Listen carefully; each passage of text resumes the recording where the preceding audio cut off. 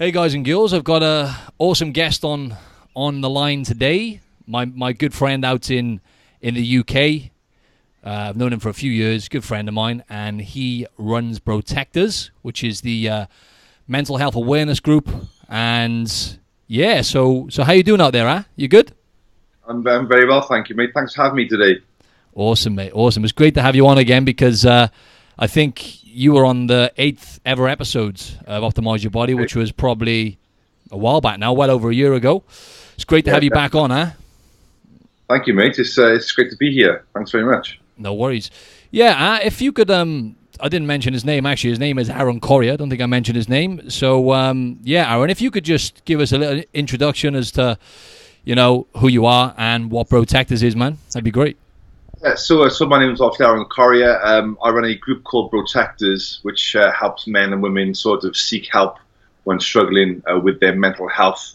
I deal with a lot of emails from people all over the world. I do a lot of stuff for media, do events. So it's mainly about just encouraging people to seek help when struggling from a GP or from a friend, really.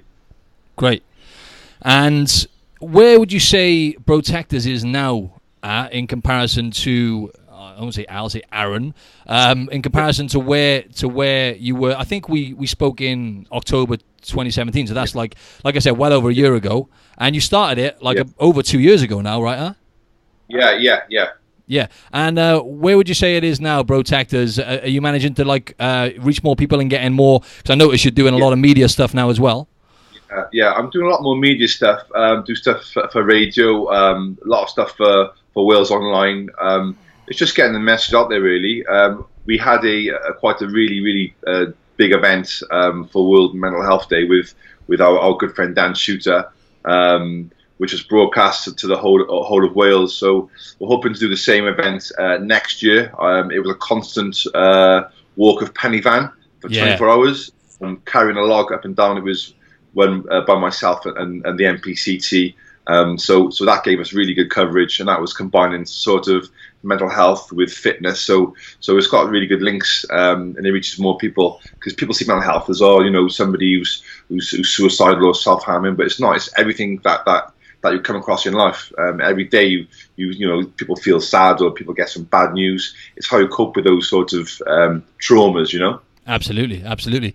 And speaking of exercise, exercise is obviously been proven to be one of the most effective habits, right? When it comes to, not only treating depression but actually curing it, right? So, the studies show there's been almost 30 years of studies now to show, exercise, even if you walk in, at the minimum amount, walking for 20 to 30 minutes a day has been proven to, like I said, to treat depression and stuff like that. Obviously, all the happy chemicals you release when you're doing it, and on that note, I just wanted to ask you the kind of impact, because actually I can remember now when I was actually visiting at the time when you done that event, right?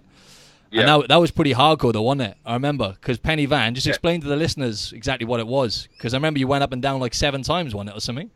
Yeah. I mean, I think I was about 19 and a half stone at the time.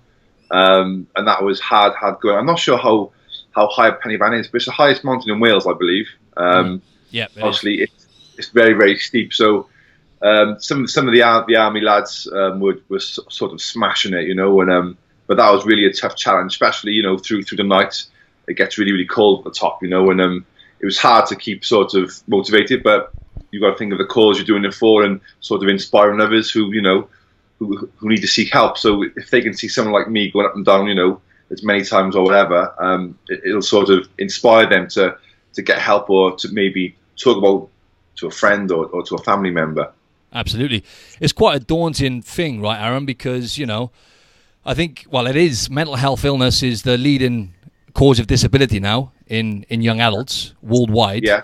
And in Australia, it affects, 1 in every 5 people. And that's, each year on average, it'll affect 1 in every 5 people, and as many as 1 in 2 people in the space of their lifetime will get affected by some sort of mental illness. And I think it's about 1 in 4 people in the UK. So, right now we're kind of facing an epidemic. It's mental health illnesses at a really high rate now, and I know you actually dealt with a lot of problems yourself, which kind of inspired you to start up Brotectors.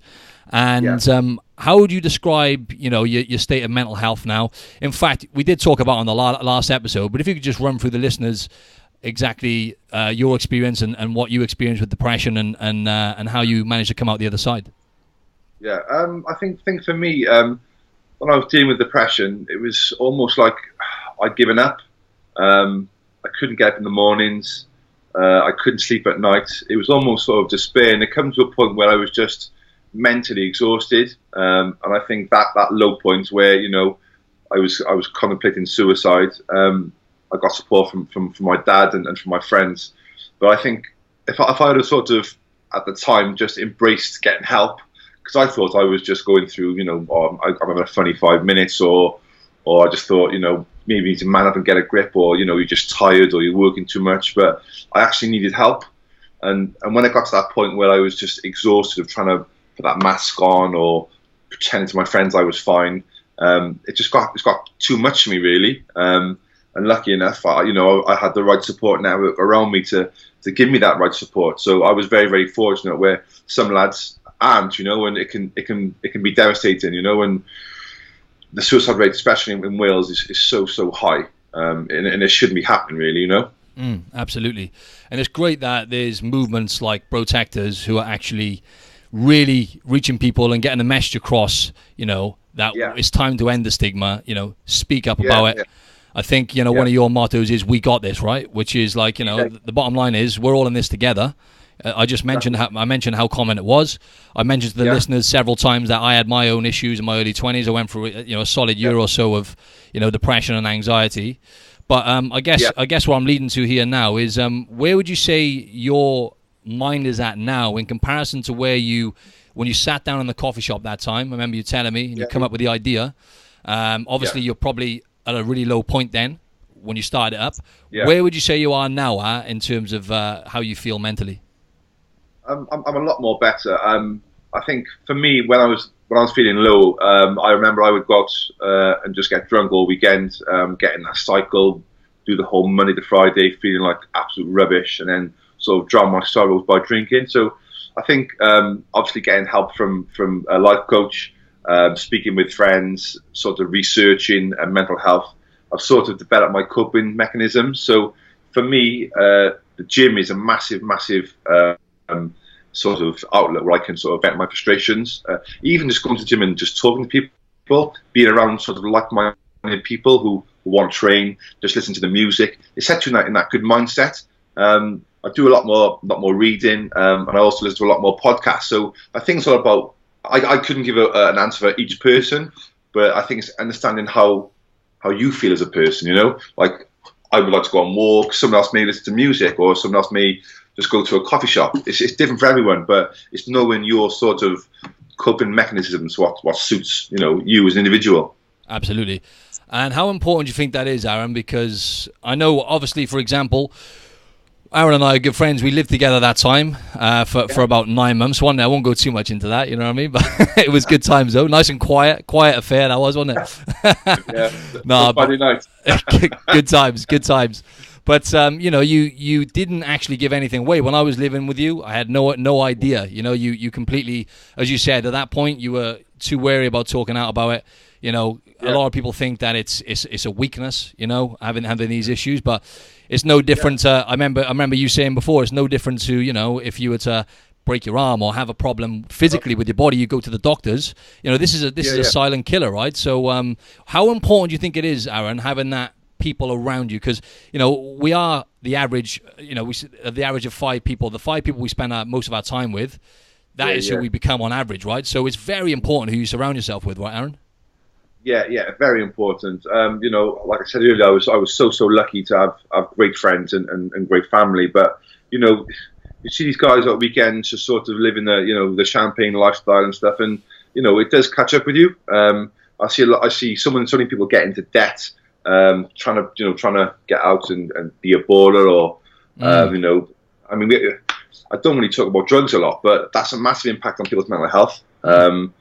Also, I think Instagram can have a massive effect on people's mental health. But I keep myself to myself. I've got 2 or 3 close friends I do what I love, and I love what I do. So I think you just got to be open and honest. If you're sort of struggling and you seek help from a friend and their answer is, "Oh, come on, we go on the have a few drinks together and get smashed," then I don't think that'd be the greatest of ideas. I think how you sort of offload to your friends and how they respond to you is it tells you everything about that person. Definitely. Be very selective your time with. 100%, mate, 100%. And like although I'm the other side of the wall in Australia now, I'm thankful I've got guys like you and our circle of friends, is tight, and it's so important to have that network, as you said, right? So it's everything really. And what was I going to say then? I was going to say something along those lines. That's what I was going to say. In terms of Brotectors, right? Do you think that has given you, purpose is very important. Having a meaningful life with purpose is being proven to be really, really important, right? So a lot of people nowadays, guys especially, I think, have kind of lost their purpose, lost their way in the world a little bit, and they kind of don't know where they're going in a sense. And as you say, they get sucked into social media, which is fake. You're looking at other people's lives, which look perfect all the time because all the images are modified, and it's just a make believe world, right? So so how do you find that in terms of in terms of where you're at now?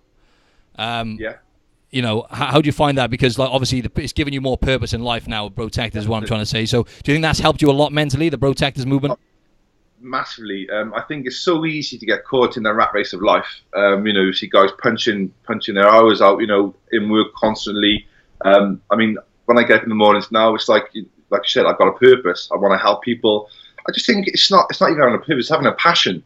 That I think if you can find out what your passion is in life, and then just feed off it, embrace it, love it, and get up in the mornings, answer my emails, and if I'm helping people, get them great emails. I mean, that for me is the most rewarding thing. Is if I get somebody say, "Oh, you've helped me," or "I heard you on the radio and you've inspired me to get help." That is the best thing that I've ever had in my life. And then forget all the nice holidays, the nice clothes, the nice cars. Having those emails where you've made a difference, that is the meaning of life, if I'm being completely honest with you. Absolutely, yeah. And the experiences as well, isn't it? As you said, doesn't matter what you accumulate and achieve, really. It's fulfillment, I guess, isn't it? That's where everyone's heading towards. And I just wanted to mention I always talk about the 3 Gs, which you've already mentioned, right? So growing is really important, right? Learning. You mentioned podcasts and reading books. Giving, which is something which you're spending most of your time doing now, right, with Brotectors, and also gratitude. Do you ever spend any time, or is there any rituals you have, Aaron, like gratitude briefly or anything like that? I was speaking to this last night to my girlfriend, and she was saying, how hard I've been working and stuff, but I love it. I get up in the morning, I'm just thankful for being alive, and I've seen the flip side of my life where I was just living for the weekend, didn't want to get up, didn't want to speak to anyone. Sort of hid myself away, and now I'm just so happy to be here, and so happy that I'm fortunate enough to live the life I'm living, to be able to help people. I've got a good platform to sort of help people on social media, or through the media, or doing events. I'm just so grateful for my life as it is now. Absolutely. And as you said, once you've experienced what you experience as well, that's gratitude within itself, isn't it? Just like you said, waking up in the morning and having your health in check, right? Like those simple things we take for granted, don't we? Yeah, get up and you go. I'm sure, like you over your side of the pond, mate, in Australia. You get up on those beaches and you think, this is life. You know what I mean? Not being stuck in a nightclub or whatever. Just going off for a long, long walk. Just give you time to reflect on your thoughts. Absolutely. That is living. Definitely, mate. And let's just talk a little bit more about like exercise and nutrition a little bit, because I noticed in the new year you on a bit of a mission, weren't you? Getting yourself in tip-top shape and getting back on your fitness campaign. How would you say you felt? Because obviously you must have had to, because there's a huge link, Aaron, between you might have heard between the gut and the brain. So the gut actually they find the gut actually produces like over 20 different hormones. I think like 90% of the serotonin in the body is produced in the gut. So obviously what we eat does play a big part in our mental health. How have you found it since you've been eating healthier and training more? Yeah. Is there a difference in how you feel? Oh, mate. Over Christmas, as you know, I like to eat. I was consuming silly calories.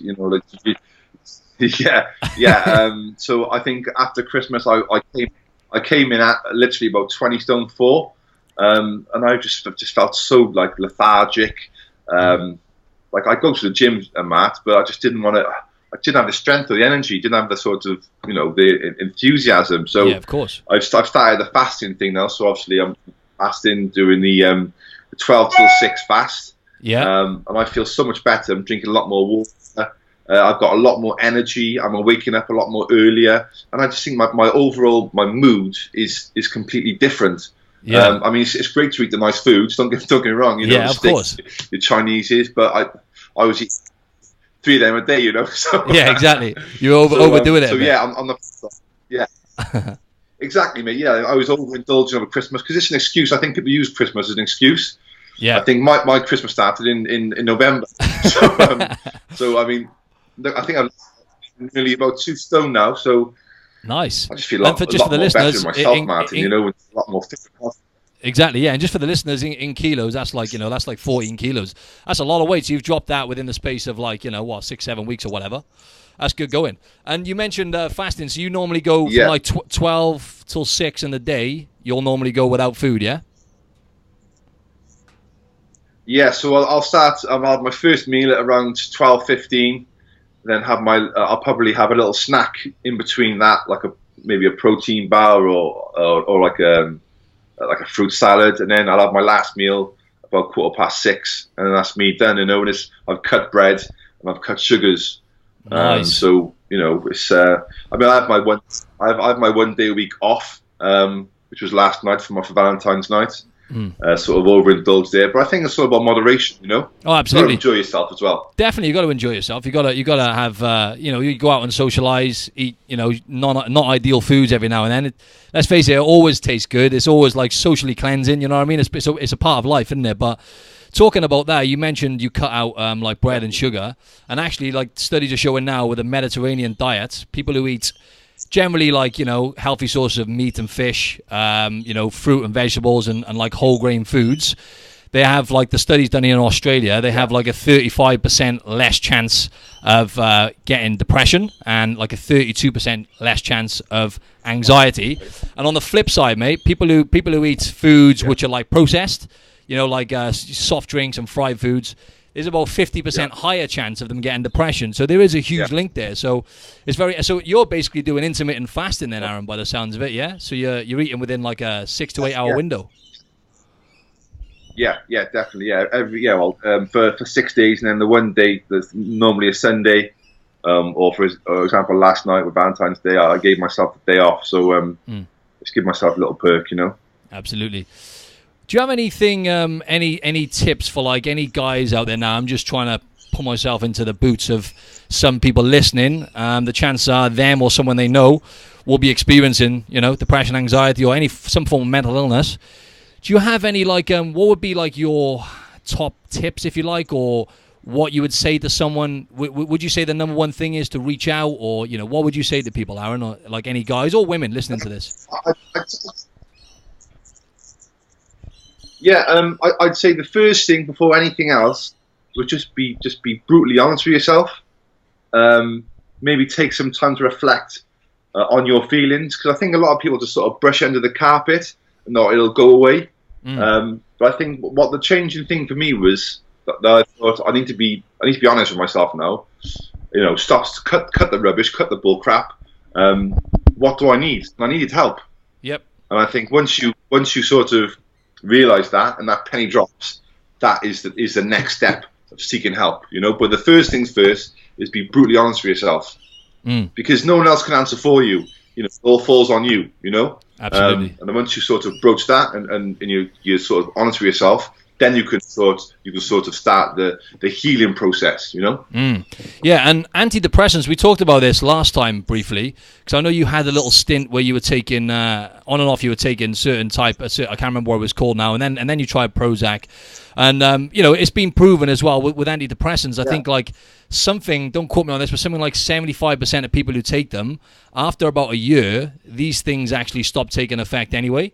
And I know you had, what was if you can just explain to the listeners how you managed to come off them, because I know you had a pretty bad episode with the Prozac, didn't you? Yeah. The Prozac. I mean, I can't speak for everyone who takes Prozac. I'm just going on what I felt. The Prozac, I just felt like zombified. I know it does take a while to kick into your system. I think it takes around 2 weeks, but I was just literally just so sort of solemn faced. Couldn't sleep. I felt no emotions. I just felt exhausted. I just couldn't be bothered sort of getting, excited or feeling sad. Just flat. And for me, that was a no-no, And then also I've tried sertraline, citalopram, which does work. But, I want to be at a place in my life where I don't need to use chemicals to make me feel better. Or I understand people do need them. Absolutely, because some people can go through really, really bad bouts of depression where there's flow.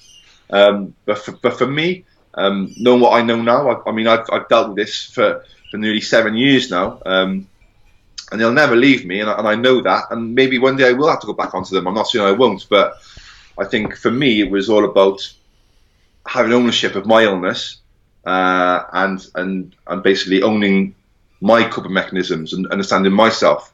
And I'm not saying don't use them. If go to your GP and they know a lot better than I know. I can only speak for myself. But yeah, I'm happy now. I'm a happy place where I'm at now, and I'm sort of meds free, as they say. And how long have you been med free for then now, Aaron, altogether? I've been med free for I'd say about a year now. There has been times where I've had to consider going back onto them. But I just think going back and forth to the GP and expressing how you're feeling, I think it's just being honest with yourself. I'm not going to say that I'm never going to go back onto them, because you don't. They sort of aided me a lot when I first sort of had depression, but I wanted to be in a place where I didn't need to take tablets every day. And there are studies where certain medications do affect your testosterone levels. They can affect your sex drive. And I think for me, I wanted to sort of keep myself as clean, as healthy as possible, Absolutely. Yeah, and I just wanted to say as well to any of the listeners, obviously, in certain cases, and a lot of the time, actually, antidepressants are necessary. So I just wanted to take back, not to take back, but obviously I was saying that they don't work after a year for most people. That's what the stats are saying. But as you say, they do have a place, and for some people, they are necessary. So, yeah. So what do you... I was going to say, what do you have for Brotectors? What do you think's in the pipeline for Brotectors, Aaron? Say for this year, have you got anything, any more media events and anything going on this year with Brotectors? Yeah, we've got the Into the Light event, which is going to be. We started planning it. Well, basically this month we'll start planning it for October. I think the aim for this year is to just sort of get the name sort of all over the world, and the UK. I think in Wales it's quite popular. I think people are aware of it in Wales. But if we could do this event along with MPCT, I'd like it to be a sort of nationwide thing. And the aim is to get onto the UK news. We did obviously BBC Wales, but I'd like it to go mainstream all over the UK. That would be the goal this year anyway. Amazing, mate, amazing. And where do you see Brotectors 5 years from now, Aaron? Tough question, but I'd like to be in a place where, I think mental health in schools, they're certainly sort of playing with the idea. They've changed the funding now, but I would like to sort of have my own team of people who would have to go into schools and deliver sort of workshops on mental health. I do think it should be part of the curriculum. I think it's such a necessity that we educate young people, because it starts at a young age now. You know yourself, Martin. Instagram and the pressure on young children to look a certain way, to wear certain clothes, to sort of perfect body. It's a lot of stress, and then you chuck in your exams, you chuck in money, you chuck in sort of your cultural backgrounds. It's a tough world for these youngsters, and it's. I mean, I was lucky, and so were you. When we were in school, there was no Instagram. Absolutely. I think I just started. I think there was Face Party when I was about 15, but we sort of missed we sort of miss the selfies. And I see, I see girls, young lads in coffee shops taking selfies, wearing these £400 trainers. And I'm thinking, why aren't you playing spot on, or why aren't you in a field playing football? I remember that, mate. Spot on. I think people sort of young children, I think they're sort of skipping their childhood and just want to become adults. But yeah, I think it's all about education. I think mental health now should be part of the curriculum throughout the world, never mind the UK. I'm glad you mentioned that, mate, because I listened to this book called iGen. So obviously the new generation of kids. So the iGen are like anyone born after the internet was essentially created in like 1993, right? So the youngsters you're talking about, they have come up on social media, right? And it is absolutely crazy, mate. The stats of suicide, depression, anxiety in young kids and teenagers now has just absolutely blown up. I think it's increased from like 2011 to 2015. I think it increased by like 64%, depression and anxiety in young kids and teenagers. Yeah. And like you said, it's a completely different generation now. They're not going out and sort of socializing as much now, and even, I mean, this is not such a bad thing. They're not even like me and you, Aaron, for example. I started drinking alcohol when I was like 13, 14. I don't know about you, but yeah. But it's all a learning curve, isn't it? It's all a learning. That's right. It's all a learning curve. But yeah, no, that's great that you're tapping into that, mate, because I think, the way I look at it is like social media is just a huge experiment, Aaron. It's like, I heard recently it's like the processed food, right, of the new generation. Like processed foods first came on the scene like 30, 40 years ago, and we all thought it was okay. Yeah. We all thought, it's fine, all these cereals and whatnot. Now we're facing an obesity epidemic, right? So it's swung back round. And now, we're paying the price. And I think it's the same thing with social media. I think it's a big experiment.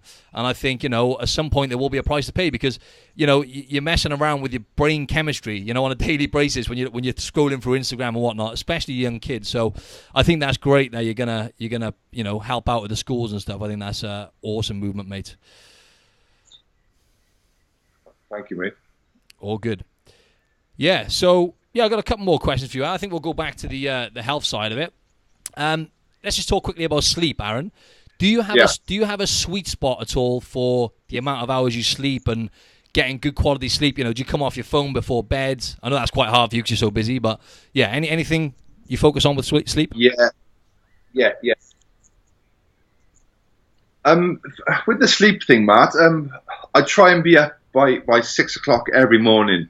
My body tends to wake up at 5 o'clock anyway, but the only thing I wouldn't say I have set hours when I go to bed. I like to sort of, I'll probably watch a little bit of TV before bed, but I think once I'm awake, I just get up. I don't want to be laying in bed. I don't want to be sort of lounging around because I think once you're up, you get up, shower, you come and have a cup of coffee, and you relax. You sort of, prepare for your day. I'm not one for sort of laying in bed to the last second. And then rushing to work or rushing to a meeting. I like to prepare myself, prepare my body, drink some water, have a coffee, and then just sort of walk into the day instead of run into the day, just to sort of prepare myself. Because I think a lot of people sort of have to work at 9 a.m., set their alarm for 8:30, and you're rushing straight away. You're in your car, you're rushing, your mind's not ready, your mind's not prepared. It's all about just sort of planning your day, taking your time. And I think that's what people can get depressed. They're rushing their lives. They're not getting the right sleep. They're skipping meals. It's all about getting out of that rat race and just sort of just prepping your day. Definitely, mate. I can agree with that because people who get up in the mornings, and just going back to social media, get up in the morning. Obviously, we snooze the alarm, which is something actually I start work at like 5 a.m. most days, right? So my alarm goes off at like 4:10, and I've always been the worst for snoozing, but now I just get up. Because the way I look at it is like, you put in that snooze on for 10 minutes, 20 minutes, whatever it is, you're putting your day on hold. You're kind of putting your dreams on hold in a sense. I know it sounds cheesy, but, you're just trying to delay things. But yeah, another thing is, like I said, people going on social media. First thing they do, get up in the morning, scrolling through social media. As you say, they're already in that stress state then because they're looking at the screen. And then they're rushing out and, they got cortisol, through the roof, the stress hormone. It must be, that can't help. So I think that's a good tip, yeah. And I always say to the listeners, you know, with sleep, it's very important to focus on that quality of sleep. You know what I mean? Like, ideally, coming off your phone and electrics, you know, like within an hour before bed, and just preparing yourself for a good sleep. But yeah, so you say about 6 hours you average a night, Aaron, then, yeah? I'd say between 6 and 8. I tend to get to bed quite early, but I'm not one of these people who'll be like, oh, I've got to get sleep now because I need my 6 hours.